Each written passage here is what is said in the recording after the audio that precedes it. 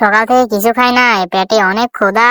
ওরে বাবা রে, ওখানে ডিম রয়েছে, যাক ভালোই হলো, সকাল সকাল ডিম পেয়ে গেলাম। ডিমগুলা খাইতে পারবো, যাক ভালোই হলো। কিন্তু ডিমগুলো তো এভাবে কাঁচা খাওয়া যাবে না, কারণ আমি ছোট মানুষ হবার কারণে ডিমগুলো যদি আমি কাঁচা খাই আমার পেটে সহ্য হবে না, পরে আমার অনেক রকমের সমস্যা হবে। ওখানে ভাইয়া আছে, যাক ভাইয়া চলে আইছে এখন। একটা আইডিয়া বের করি। আমার কাছে যে তরমুজ ছিল, তরমুজটা কেটে নিই এবং তরমুজের ভেতরে যা যা ছিল সবকিছু সুন্দর করে গুছাই বের করে নিই।